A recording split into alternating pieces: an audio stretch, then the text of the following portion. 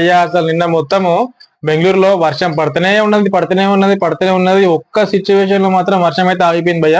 అప్పుడైతే మ్యాచ్ అయితే స్టార్ట్ అవుతుందని చెప్పేసి చాలా మంది చాలా హ్యాపీగా ఫీల్ అయినాము. ఆర్సీబీ ఫ్యాన్స్ నిజంగా ఎస్పెషల్ అయితే చాలా హ్యాపీగా ఫీల్ అయినాం. కానీ ఏం చేస్తాం భయ్య, వరుణ్ అయితే ఎక్కడ కరుణించలేడు. ఎందుకంటే నిన్న విరాట్ కోహ్లీకి రిటైర్మెంట్ ట్రిబ్యూట్ గా అందరూ జెర్సీ నెంబర్ 18 వైట్ జెర్సీ అయితే వేసుకొని వచ్చారు. మ్యాచ్ స్టార్ట్ అయితే మాత్రం జబర్దస్త్ ఉంటుండే భయ్య. మరి దాని గురించి మాట్లాడదామండి. ఇవాళ మ్యాచ్ లో నిన్న మ్యాచ్ జరగకపోయినా సరే కానీ ఇవాళ మాత్రం 2 మ్యాచ్లు ఉన్నాయి. ఖచ్చితంగా సండే కాబట్టి అందరూ ఎంజాయ్ చేస్తారు. ఇవాళ మ్యాచ్ లో అందరూ ఎంజాయ్ చేయాలని చెప్పేసి అయితే అనుకుందాం. అండ్ ఇవాళ మ్యాచ్లు ఏమున్నాయి, ఆర్ఆర్ ఉన్నది, పంజాబ్ ఉన్నది, అండ్ జీటీ ఉన్నది, డీసీ ఉన్నది. మరి ఈ మ్యాచ్ల గురించి కూడా మనం మన వీడియోలో ఫుల్ క్లారిటీగా మాట్లాడదాం. ఏ టీమ్ కి విన్నింగ్ ఛాన్స్ ఎక్కువ ఉందో. మరి ఇంకెందుకు ఆలస్యం భయ్య, లెట్స్ గో.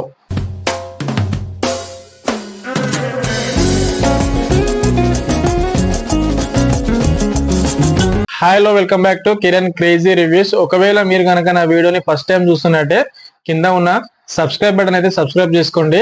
అండ్ మీరు కనుక ఈ వీడియో కనుక నచ్చినట్టయితే లైక్ చేయండి, కామెంట్ చేయండి, షేర్ చేయండి. ఇంకా మనం డైరెక్ట్ గా వీడియోలోకి వెళ్ళిపోతే భయ్యా, అసలు నిన్న మాత్రం ఆర్సీబీ వర్సెస్ కేకేఆర్ మ్యాచ్ జబర్దస్త్ జరుగుతుండే భయ్య. ఒకవేళ మ్యాచ్ కనుక స్టార్ట్ అయి ఉంటాయి, కానీ ఏ సిచ్యువేషన్ లో కూడా మ్యాచ్ స్టార్ట్ అయితే అని చెప్పేసి అనిపించలే.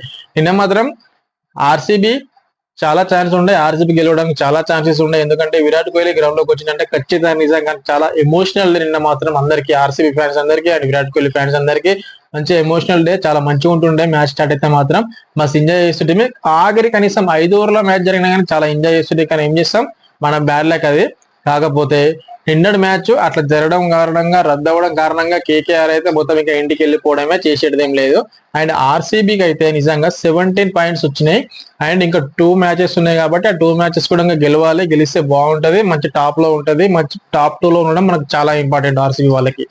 అండ్ ఇప్పుడు ఆర్సీబీకి ఎన్ని ఉన్నాయి, 17 పాయింట్స్ ఉన్నాయి కదా. ఆ 17 పాయింట్స్ కూడా ఆల్మోస్ట్ ఆర్సీబీ క్వాలిఫై అయినట్టే. కానీ మనకు క్వాలిఫై ఇంపార్టెంట్ కాదు భయ్య. ఆర్సీబీ ఖచ్చితంగా టాప్ 2 లో ఉండాలి, అది మనకు ఇంపార్టెంట్. వాళ్ళ ఫోకస్ కూడా, వాళ్ళ ఏం కూడా అదే టాప్ 2 లో ఉండాలి. ఎందుకంటే టాప్ 2 లో ఉంటే ఒక ఛాన్స్ ఉన్నది.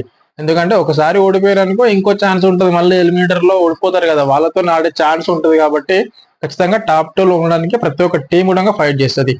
అండ్ ఇవాళ మ్యాచ్ల గురించి అయితే మనం మాట్లాడదాం భయ్య.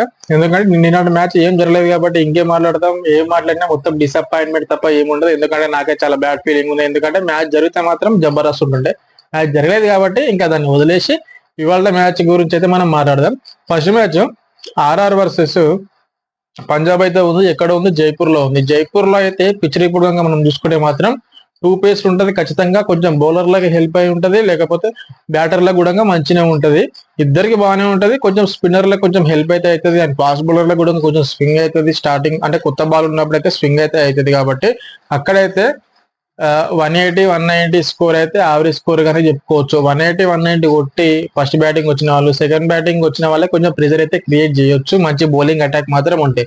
మరి ఇక్కడ ఆర్ఆర్ లో ఎవరెవరైతే ఇంజూర్ అయి ఉన్నారు, మరి ఎవరెవరైతే అవైలబుల్ లో లేరు. ఎందుకంటే మనకు భారత్ పాకిస్తాన్ యుద్ధం జరగడం వల్ల అందరు ఇంటికి వెళ్ళిపోయారు. కాబట్టి మరి ఎవరెవరు వస్తున్నారు, ఎవరెవరు వస్తలేరు. ఎందుకంటే ఈ మంత్ నెక్స్ట్ మంత్ లో టెస్ట్ ఫైనల్ ఉంది, డబ్ల్యూటీసీ ఫైనల్ ఉంది. దాని తర్వాత అండ్ ఆస్ట్రేలియా వాళ్ళకి, సౌత్ ఆఫ్రికా వాళ్ళకి ఫైనల్ మ్యాచ్ ఉంది. దాని తర్వాత వీళ్ళకి కూడా వెస్టిండీస్ వాళ్ళకి, ఇంగ్లాండ్ వాళ్ళకి కూడా సిరీస్ ఉంది. కాబట్టి చాలా మంది ప్లేయర్స్ అయితే రిటర్న్ అయితే కాలేరు. చాలా మంది ప్లేయర్స్ కూడా రిటర్న్ అయ్యారు. అండ్ మనకి ఇప్పుడు ఆర్ఆర్ లో ఎవరెవరైతే ఉన్నారు అవైలబుల్ అని అంటే సంజు శాంసన్ అయితే కంబ్యాక్ ఇచ్చింది భయ్య. ఇంజురీ నుంచి అయితే కోలుకున్నాడు. కాకపోతే జోఫ్రా ఆర్చర్ మంచి ఫామ్ లో ఉన్నాడు ఆర్ఆర్ కి. కాకపోతే జోఫ్రా ఆర్చర్ అయితే రిటర్న్ కాలేడు అనే వార్తలు అయితే ఉన్నాయి భయ్య. జోఫ్రా ఆర్చర్ అయితే టీమ్ లో ఉండడు.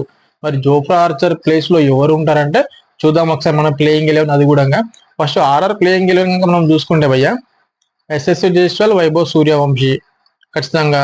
అండ్ ఓపెనింగ్ అయితే వీళ్ళదే ఉంటది. సంజు శాంసన్ ఫస్ట్ డౌన్ ఎక్కుతాడు. దాని తర్వాత నితీష్ రాణా అయితే లేడు, ఎందుకంటే ఇంజూరీ అయితే ఉన్నది కాబట్టి. ఖచ్చితంగా ధ్రువ్ జూరేలు, సిమ్రాన్ హిట్మయర్ అండ్ శుభం డూబే, వనిందు ఆసారంగా, మహిష తీక్షణ, ఆకాశ్ మద్వల్ అండ్ వీళ్ళైతే ఉంటారు. అండ్ బౌలింగ్ అటాక్ లో మాత్రం ఖచ్చితంగా జోఫ్రా ప్లేస్ లో మళ్ళీ ఫజల్లా ఫరూకీని అయితే తీసుకొస్తారు. ఆఫ్ఘనిస్తాన్ బౌలర్ మంచి బౌలింగ్ అయితే వేయగలుగుతాడు, మంచిగా చేస్తాడు భయ్య. అండ్ ఇదైతే ప్లేయింగ్ 11 ఆర్ఆర్ కి. మరి ఇప్పుడు పంజాబ్ గురించి మనం చూసుకుందాం. మరి పంజాబ్ లో ఎవరెవరైతే రిటర్న్ కాలేరు, మరి ఎవరెవరైతే రిటర్న్ అయ్యారు, ఎవరికి ఇంజురీ ఉంది అని అంటే ఫస్ట్ అయితే అవైలబుల్ లో లేని ప్లేయర్స్ పంజాబ్ నుంచి మనం చూసుకుంటే మాత్రం జోస్ ఇంగ్లీష్ లేడు, మార్కస్ స్టోయినిస్ లేడు, అండ్ మార్కో ఎన్సెన్ కూడా రిటర్న్ కాలేడు అనే వార్తలు అయితే వస్తున్నాయి.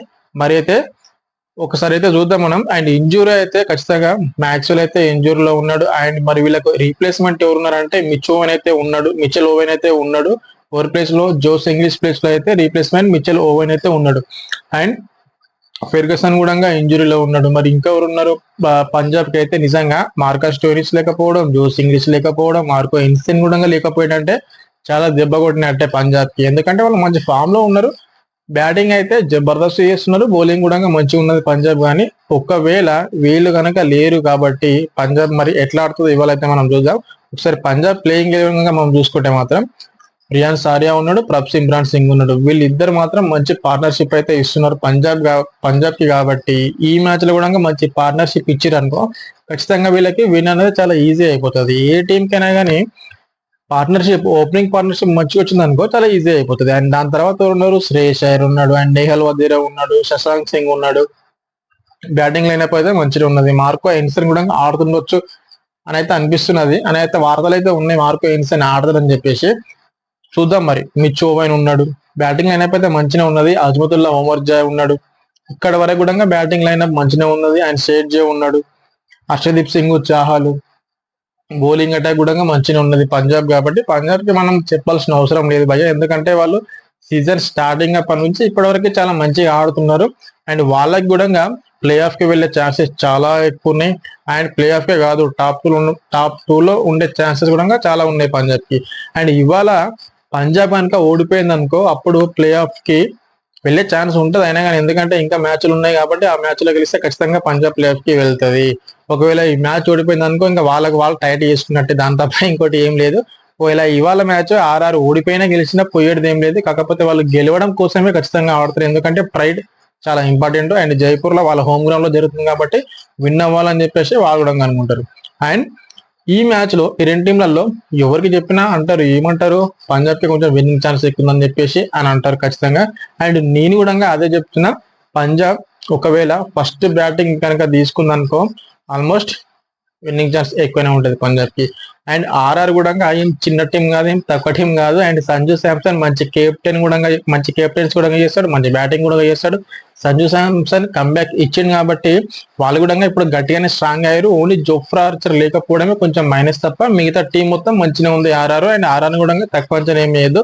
అండ్ ఓవరాల్ గా మనం రెండు టీంలు కంపేర్ చేసుకున్నాం కాబట్టి ఏ టీం కి విన్నింగ్ ఛాన్స్ కొంచెం ఎక్కువ ఉందంటే మంచి ఫామ్ లో ఉన్నారు పంజాబ్. కాబట్టి ఒక 55% అయితే నేను పంజాబ్ అయితే అనుకుంటున్నా భయ్యా, ఒక 45% ఆర్ఆర్ అని చెప్పేసి నాకైతే అనిపిస్తుంది. అండ్ ఇప్పుడు next match night match GT versus DC. And ఎక్కడ జరగబోతుంది మ్యాచ్ అని అంటే ఢిల్లీలో జరుగుతుంది. అండ్ ఇక్కడ వీళ్ళిద్దరికైతే చాలా ఇంపార్టెంట్ మ్యాచ్ భయ్య, ఎందుకంటే ఒకవేళ జీటీ గెలిచిందనుకో వాళ్ళు ఫస్ట్ టీం ఈ సీజన్ లో క్వాలిఫై అయిన టీం ఏదైనా ఉంది అంటే జీటీ అయిపోతుంది. ఒకవేళ జీటీ ఓడిపోయి డీసీ గెలిచిందనుకో, డీసీ వాళ్ళకి ఇంకా మంచి ప్లే ఆఫ్ రేసెస్ అయితే ఛాన్సెస్ చాలా ఉన్నాయి. ఇప్పటికి కూడా ఛాన్స్ ఉన్నాయి. ప్రతి ఒక్క మ్యాచ్ వాళ్ళు గెలిస్తేనే వాళ్ళు ప్లే ఆఫ్ రేస్ లో ఉంటారు, లేకపోతే చాలా చాలా చాలా చాలా కష్టం అయిపోతుంది డీసీకి. ఎందుకంటే వాళ్ళు కూడా 11 మ్యాచెస్ ఆడి 7 అయితే గెలిచారు కాబట్టి ఇంకా 3 మ్యాచెస్ ఉన్నాయి, ఖచ్చితంగా 3 గెలవాలని చెప్పేసి వాళ్ళు కూడా అనుకుంటారు. 3 గెలిస్తే ఇంకా మంచిగా ఉంటది. అండ్ ఒకవేళ డీసీ ఓడిపోయింది అనుకో చాలా కష్టం అయిపోతుంది. జీటీ ఓడిపోయింది అనుకో వాళ్ళకి అంత కష్టం అయితే ఏం లేదు, ఖచ్చితంగా వాళ్ళు ప్లే ఆఫ్ కి అయితే క్వాలిఫై అవుతారు ఖచ్చితంగా జీటీ వాళ్ళు. అండ్ ఇప్పుడు ఢిల్లీలో మ్యాచ్ కాబట్టి ఖచ్చితంగా అక్కడ హై స్కోరింగ్ వెన్యూ ఉంటది. ఏ టీం అయినా సరే కానీ ఖచ్చితంగా హై స్కోరింగ్ చేయాల్సిందే, అలాంటి పిచ్చెస్ అక్కడ ఉంటాయి. కాకపోతే ఫస్ట్ బ్యాటింగ్ చేసి 200 పైన స్కోర్ కొట్టిరనుకో, ఏమైనా మంచి బౌలింగ్ అటాక్ ఉంటే మంచిగా ప్రెజర్ అయితే క్రియేట్ చేయొచ్చు బ్యాటింగ్ టీం పైన. కానీ ఇక్కడ రెండు టీంలను కంపేర్ చేసుకుంటే రెండు టీంలలో మంచి బౌలింగ్ అటాక్ అయితే ఉన్నది. ఇప్పుడు మనం జీటీ గురించి అయితే మాట్లాడదాం. మరి జీటీలో Jos Buttler and Kagiso Rabada మళ్ళీ రిటర్న్ అయ్యారు. వాళ్ళు యాజ్ యూజువల్ గా టీం ఎలా అయితే ఉందో ఇంత ముందుకు ఆ టీం మొత్తం ఖచ్చితంగా వాళ్ళు ఆడుతున్నారు. శుభ్మన్ గిల్ ఆడుతున్నాడు, సాయి సుదర్శన్ ఆడుతున్నాడు, అండ్ జాస్ బట్లర్ ఉన్నాడు, షెర్ఫానే రుతర్ఫర్డ్ ఉన్నాడు, షారుఖ్ ఖాన్ ఉన్నాడు, రాహుల్ త్రిపాఠి ఉన్నాడు, హర్షద్ ఖాన్ ఉన్నాడు, రషీద్ ఖాన్ ఉన్నాడు, అండ్ రవి సాయి కిషోర్ ఉన్నాడు. కోడ్జే ప్లేస్ లో ఖచ్చితంగా రవడా అయితే కంబ్యాక్ ఇచ్చింది కాబట్టి రవడా అయితే ఆడతాడు. అండ్ ప్రసిద్ధ్ కృష్ణ ఉన్నాడు, మొహమ్మద్ సిరాజ్ ఉన్నాడు. వీళ్ళ బౌలింగ్ అటాక్ చూడండి, బ్యాటింగ్ అటాక్ చూడండి, మామూలుగా లేదు. జబర్దస్త్ ఉన్నది. అండ్ జీటీకి ఫస్ట్ ఓపెనింగ్ పార్ట్నర్షిప్ అయితే మామూలుగా ఆడతలేరు, వాళ్ళు జబర్దస్త్ ఆడుతున్నారు ఈ సీజన్ మాత్రం. ఒకవేళ జీటీకి శుభ్మన్ గిల్, సాయి సుదర్శన్ వీళ్ళిద్దరు వికెట్ కనుక పోకపోయిందో పవర్ ప్లేలలో చాలా కష్టం అయిపోతుంది డీసీకి. ఎందుకంటే మంచి భారీ స్కోర్ వాళ్ళు క్రియేట్ చేస్తారు, వాళ్ళు చేసినందుకు భారీ స్కోర్ ఖచ్చితంగా వాళ్ళు డిఫెండ్ చేసుకుంటారు. ఎందుకంటే అక్కడ ఆశిష్ నెహ్రా చూసారు కదా, ఫస్ట్ బాల్కి అయితే వచ్చే సావు దొబ్బుతాడు శుభ్మన్ గిల్ అయితే. కాబట్టి ఖచ్చితంగా వాళ్ళు మంచి మైండ్ గేమ్ ఆడతారు జీటీ వాళ్ళు. అండ్ డీసీ కూడా అంతకు మించే ఉంది భయ, ఎందుకంటే వాళ్ళు కూడా చాలా మంచి మైండ్ గేమ్ ఆడతారు. అండ్ అక్షర్ పటేల్ ఉన్నాడు కాబట్టి మంచి మైండ్ గేమ్ ఆడతారు వాళ్ళు కూడా. అండ్ డీసీ గురించి మనం మాట్లాడితే మాత్రం డీసీకి స్టబ్స్ అవైలబుల్లో ఉన్నాడు, అండ్ ఫ్యాబ్ డూప్లెసిస్ అవైలబుల్లో ఉన్నాడు. కాకపోతే వీళ్ళు లీగ్ మ్యాచెస్ వరకే ఆడతారని చెప్పేసి అయితే న్యూస్ అయితే ఉన్నది భయ్య. ఎందుకంటే ఒకవేళ వీళ్ళు క్వాలిఫై అయ్యారు అనుకో, దాని తర్వాత వీళ్ళు ఆడలేరు. ఈ మంత్ ఎండింగ్ వరకే వీళ్ళిద్దరికైతే ఛాన్సెస్ అయితే ఉన్నాయి ఆడడానికి. ట్రిస్టన్ స్టబ్స్ అయితే నిజంగా చాలా మంచి ఫామ్ లో ఉన్నాడు. డీసీకి అయితే మళ్ళీ కమ్బ్యాక్ ఇవ్వడం అయితే నిజంగా వాళ్ళకి ప్లస్ పాయింట్. కాకపోతే డీసీకి డిసడ్వాంటేజ్ ఎక్కడ అని అంటే వాళ్ళ స్టార్ బౌలర్ మిచెల్ స్టార్క్ అయితే ఖచ్చితంగా రానని చెప్పేసిండు. క్లిస్టర్ క్లియర్ గా అయితే మిచెల్ స్టార్క్ అయితే ప్లేయింగ్ ఎలెవెన్ లో లేట్, అసలు ఇండియాకే వస్తలేడు మిచెల్ స్టార్క్, ఇంకా అంతే. కాకపోతే ఇప్పుడు డీసీ ప్లేయింగ్ ఎలెవెన్ మనం చూసుకుంటే మాత్రం జీటీ గురించి మాట్లాడినాం, ఇప్పుడు డీసీ గురించి ఒకసారి మాట్లాడదాం. కేఎల్ రాహుల్ ఉన్నాడు, అండ్ ఫస్ట్ లో ఫ్యాబ్ డూప్లెసిస్, అభిషేక్ పోరెలు, దాని తర్వాత కరుణ్ నాయర్, దాని తర్వాత కేఎల్ రాహుల్, దాని తర్వాత Akshar Patel, Tristan Stubbs, Ashutosh Sharma, Vipraj Nigam and Mukesh Kumar place లో మోహిత్ శర్మ వస్తే బాగుంటుంది అని చెప్పేసి నాకైతే అనిపిస్తుంది. ఎందుకంటే మంచి స్లోర్ బాల్ వేస్తాడు, మంచి యార్కర్లు వేస్తాడు, మంచి బౌలింగ్ కూడా చేస్తాడు. ముఖేష్ కుమార్ కంటే కొంచెం మోహిత్ శర్మకి మంచి ఎక్స్పీరియన్స్ ఉన్నది, సీనియర్ ప్లేయర్ కాబట్టి మోహిత్ శర్మ వస్తే మంచిగా ఉంటుంది అని చెప్పేసి నాకైతే అనిపిస్తుంది. అండ్ దుష్మంత్ చమీరా కూడా ఉన్నాడు డీసీలో, అండ్ కుల్దీప్ యాదవ్, అక్షర్ పటేల్, కుల్దీప్ యాదవ్ వీళ్ళిద్దరు మంచి స్పిన్ అటాక్ అయితే మంచిగా చేస్తారు, మంచి మైండ్ తో చేస్తారు కాబట్టి. అండ్ ఫాస్ట్ బౌలింగ్ కూడా మంచిగా ఉంది. అండ్ జీటీ కూడా కంపేర్ చేసుకుంటే మంచి ఫాస్ట్ బౌలింగ్ ఉంది. రబడా ఉన్నాడు, మొహమ్మద్ సిరాజ్ ఉన్నాడు, ప్రసిద్ధ్ కృష్ణ ఉన్నాడు, హర్షద్ ఖాన్ ఉన్నాడు. ఈ నలుగురు ఫాస్ట్ బౌలింగ్ వేయగలుగుతారు. అండ్ రవి కిషోర్, సాయి కిషోర్ అండ్ రషీద్ ఖాన్ వీళ్ళిద్దరు మంచి స్పిన్ బౌలింగ్ వేయగలుగుతారు. వీళ్ళిద్దరికి రెండు టీంలకు కంపేర్ చేసుకుంటే మనకు బౌలింగ్ అటాక్ జబర్దస్త్ ఉన్నది, బ్యాటింగ్ అటాక్ జబర్దస్త్ ఉన్నది. కాకపోతే ఖచ్చితంగా ఇవాళ ఢిల్లీ గెలవాల్సిన మ్యాచ్, ఢిల్లీ కనుక గెలకపోయింది అనుకో ఖచ్చితంగా అది చాలా కష్టం అయిపోతుంది క్వాలిఫై అవ్వాలంటే. అండ్ రెండు టీంలు మనం ఆడుకున్నాం కాబట్టి ఒకసారి మనం ఏ టీం కి విన్నింగ్ ఛాన్స్ ఎక్కువ ఉందంటే మరి నా ఒపీనియన్ చెప్పాలి కదా, చెప్తున్నా ఖచ్చితంగా డీసీకి కొంచెం ఎక్కువ ఛాన్స్ ఉందని చెప్పేసి నాకైతే అనిపిస్తుంది. ఎందుకనంటే మిచెల్ స్టార్క్ లేకపోయినా వీళ్ళకి బౌలింగ్ అటాక్ మంచిగా ఉన్నది డీసీకి. అండ్ బ్యాట్స్మెన్స్ వచ్చారు, ట్రిస్టన్ స్టబ్స్ ఉన్నాడు, ఫ్యాబ్ డూప్లెసిస్ ఉన్నాడు, అండ్ కేఎల్ రాహుల్ గురించి మనకు తెలిసిందే, మిడిల్ ఆర్డర్ లో మంచిగా వస్తాడు, అసలు వికెట్లు వేయడు అలాంటి ప్లేయర్. ఒకవేళ జీటీకి అయితే ఫస్ట్ ఓపెనింగ్ పార్ట్నర్షిప్ వీళ్ళిద్దరిని బ్రేక్ చేసిర్రో అప్పుడు డీసీకి కొంచెం ఈజీ అయిపోతుంది, లేకపోతే చాలా కష్టం అయిపోతుంది డీసీకి గెలవడం. అండ్ ఓవరాల్ గా చూసుకుంటే మాత్రం నేనైతే 55% డీసీకి ఇస్తున్నా, 45% అయితే జీటీకి ఇస్తున్నా. అండ్ నా ఒపీనియన్ మాత్రమే. మరి మీకేమనిపిస్తుందో కింద కామెంట్ అయితే చేయండి. అండ్ ఈ వీడియో కనుక మీకు నచ్చినట్టయితే లైక్ చేయండి, కామెంట్ చేయండి, షేర్ చేయండి. కొత్త వాళ్ళని చూసుకుంటే మాత్రం మళ్ళీ చెప్తున్నా, కొత్త వాళ్ళని చూసుకుంటే మాత్రం సబ్స్క్రైబ్ చేసుకోండి భయ్యా. మీ సపోర్ట్ నాకు చాలా అవసరం, మీ సపోర్ట్ ఇస్తే మనం ఇంకా ముందుకెళ్తాం. ఓకేనా? ఈ మ్యాచ్ అయిపోయినాక మళ్ళీ మనం ఈ మ్యాచ్ ల review and next match preview వీడియోలో మళ్ళీ మనం కలుద్దాం. అప్పటి వరకు థ్యాంక్ యూ ఫ్రెండ్స్.